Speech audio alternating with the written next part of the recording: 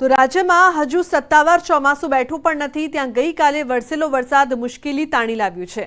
વાત છે નર્મદા જિલ્લાની, જ્યાં ગઈકાલે સાંજે 2 કલાકમાં 1.5 ઇંચ વરસાદ ખાબક્યો। રાજપીપળા, કેવડિયા સહિતના સ્થળોએ ગાજવીજ સાથે વરસાદ વરસ્યો હતો।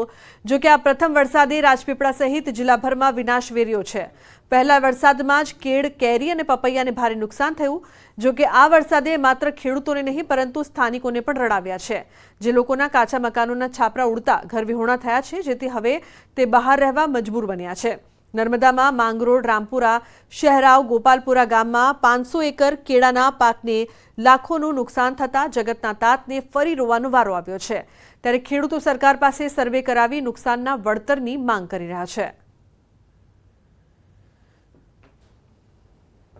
પ્રથમ વરસાદ ચોમાસાનો ગણી શકાય, કારણ કે જે પ્રથમ વરસાદે જ ખેડૂતોને રોવાનો વારો લાવી દીધો છે। હું તમને આ બતાવવા જઈ રહ્યો છે, ખાસ કરીને જે ખેતરો છે જ્યાં ઊભા કેળની પાક છે, કેળના પાકને મોટું નુકસાન થયું છે। ખાસ કહી શકાય કે લગભગ 100 થી 200 એકર જેટલી જમીનમાં જે કેળો ઊભા પાકને નુકસાન થયું છે, જેને લઈ લાખો રૂપિયાનું નુકસાન ખેડૂતોને વેઠવાનો વારો આવે છે। પ્રથમ ચોમાસાના વરસાદે જ ખેડૂતોને રોવાનો વારો, હજુ તો ચોમાસું શરૂઆત છે ત્યારે પ્રથમ વરસાદે આટલી મોટી જો હોનારત સર્જી હોય તો આગામી દિવસોમાં હજુ વરસાદ જે પડશે તો ખેડૂતોની હાલત શું થશે? આપણી સાથે ખેડૂત છે, એમની સાથે વાત કરીએ। કાકા, કેટલા એકર જમીનમાં ખાસ કરીને વાવેતર કરેલું અને કેટલું નુકસાન છે?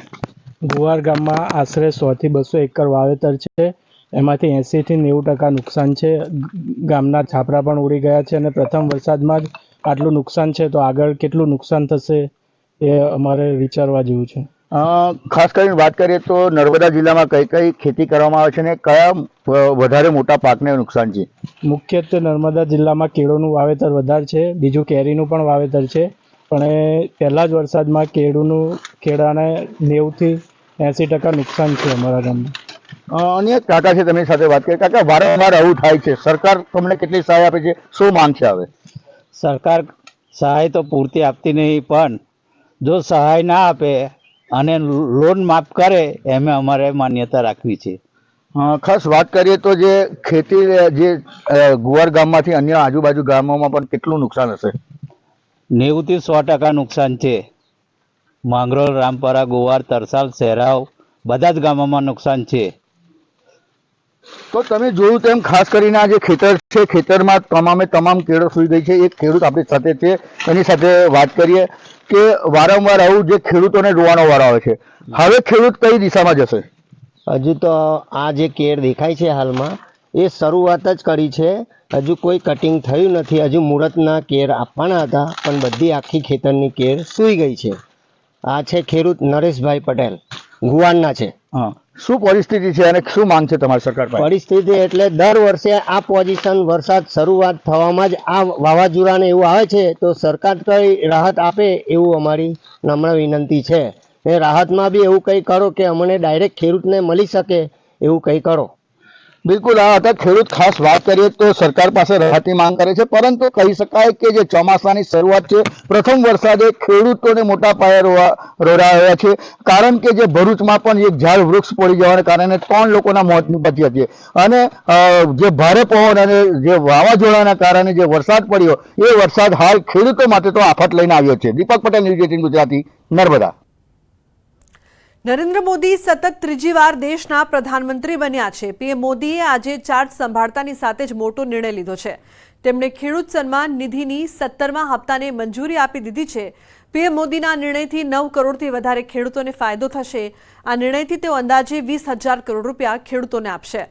નોંધનીય છે કે રવિવારે મોદી સરકાર 3નો શપથ ગ્રહણ સમારંભ રાષ્ટ્રપતિ ભવનના પ્રાંગણમાં સંપન્ન થયો છે। નરેન્દ્ર મોદીએ ત્રીજી વાર પ્રધાનમંત્રી પદના શપથ લીધા। શપથ ગ્રહણ સમારંભમાં એક એક કરીને ચૂંટાયેલા 72 સાંસદોએ મંત્રી પદના શપથ લીધા હતા।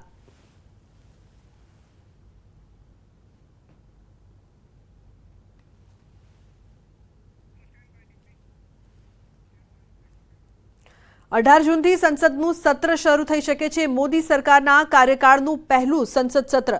તો સૂત્રોના મતે આ સત્રમાં સાંસદોને શપથ, સ્પીકરની ચૂંટણી અને રાષ્ટ્રપતિનું અભિભાષણ હોઈ શકે છે। 18-19 જૂને સાંસદોના શપથ ગ્રહણ, 20 જૂને લોકસભા અધ્યક્ષ પદની થઈ શકે છે ચૂંટણી, 21 જૂને રાષ્ટ્રપતિનું બંને ગૃહમાં અભિભાષણ।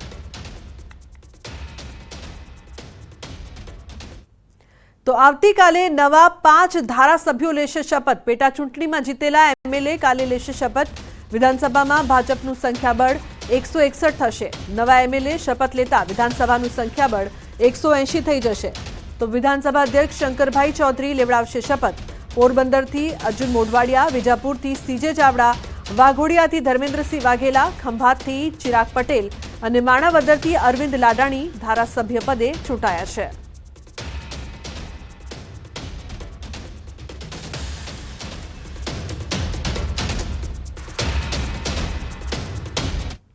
તો ગરમીને લઈને ઉનાળુ વેકેશન લંબાવવાની માંગ રાજ્ય શાળા સંચાલક મહામંડળે સીએમને લખ્યો છે પત્ર।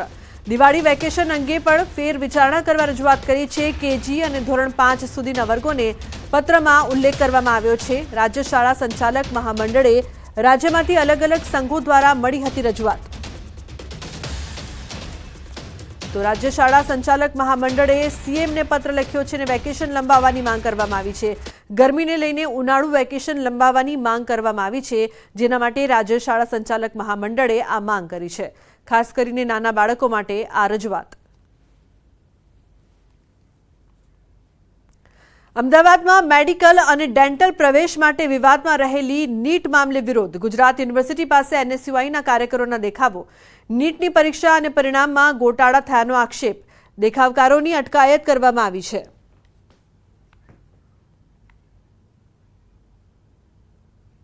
દેશભરમાં નીટનો વિરોધ થઈ રહ્યો છે, ત્યારે આપ જોઈ શકો છો કે અમદાવાદમાં એનએસયુઆઈ દ્વારા જે આ વિરોધ કરવામાં આવી રહ્યો છે, જે પ્રકારે નીટની જે પરીક્ષા જે છે મેડિકલ એન્ટ્રન્સ માટે જે લેવામાં આવી હતી અને ત્યારબાદ તેનું જે પરિણામ આવ્યું હતું, એ બંને પરીક્ષા અને પરિણામ જે છે તે શંકાના ઘેરામાં છે અને તેને લઈને ક્યાંક ને ક્યાંક જે છે આપ જોઈ શકો છો કે દેશભરમાં વિદ્યાર્થીઓ પણ જે વિરોધ કરી રહ્યા છે, ત્યારે એનએસયુઆઈ જે છે તેઓએ અહીંયા અમદાવાદમાં જે છે ગુજરાત યુનિવર્સિટી ખાતે વિરોધ નોંધાવ્યો છે અને અત્યારે એનએસયુઆઈ જે છે તે વિરોધ નોંધાવી રહ્યું છે। શું કહેશું?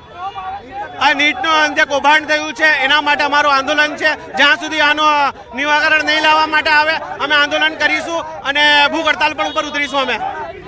બિલકુલ, તો જે છે આ એનએસયુઆઈ જે છે કે તે ક્યાંક ને ક્યાંક આ વિરોધ નોંધાવી રહ્યું છે અને આપ જોઈ શકો છો કે પોલીસ દ્વારા જે છે તેઓની અટકાયત જે છે તે કરવામાં આવી રહી છે। એનએસયુઆઈના કાર્યકરો અને આગેવાનો જે છે તેઓ અહીંયા ગુજરાત યુનિવર્સિટી ખાતે તેઓએ રસ્તા રોકો આંદોલન જે છે તે કર્યું છે। નીટનો જે છે તે વિરોધ કરવામાં આવી રહ્યો છે અને તેને લઈને ક્યાંક ને ક્યાંક અત્યારે આ એનએસયુઆઈના કાર્યકરોની જે છે તે અટકાયત કરવામાં આવી રહી છે। જોકે એનએસયુઆઈના કાર્યકરો જે છે તેઓ આગેવાનો જે છે તે કહી રહ્યા છે કે આ પરીક્ષા જે છે ફરી આ નીટની પરીક્ષા લેવાની જે છે તે માંગ કરી રહ્યા છે અને જ્યાં સુધી આ પરીક્ષા લેવામાં નહીં આવે ત્યાં સુધી જે છે વિરોધ જે છે તે યથાવત રહેશે। કેમેરામેન ખેંગાર રાઠોડ સાથે સંજય ટાંક, ન્યૂઝ 18 ગુજરાતી, અમદાવાદ। તો દારૂના વેચાણમાં બાળકનો ઉપયોગ થઈ રહ્યો છે। ખેડામાં દારૂના વેચાણનો વિડીયો વાયરલ થયો છે। ઇન્દોર અમદાવાદ હાઈવે પર આવેલા ગળતેશ્વર તાલુકાના બડેવિયા ગામનો વિડીયો હોવાની શક્યતા છે। વિડીયોમાં રૂપિયા લઈને બાળક દારૂની બોટલ આપતો હોવાના દ્રશ્યો। દારૂબંધીની વાતો વચ્ચે લીરે લીરા ઉડાવતો આ વિડીયો વાયરલ થયો છે। ન્યૂઝ 18 વાયરલ વિડીયોની નથી કરતું પુષ્ટિ।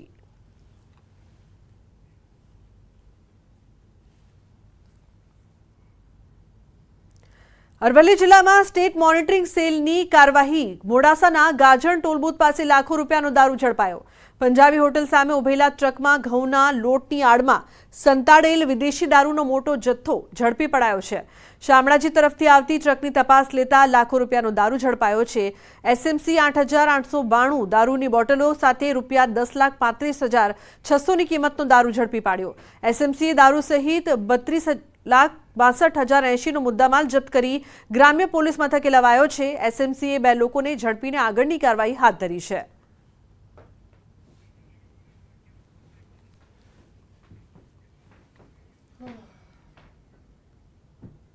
તો બુલેટિનમાં હાલ રોકાઈશું એક બ્રેક માટે। આપ જોતા રહો ન્યૂઝ 18 ગુજરાતી।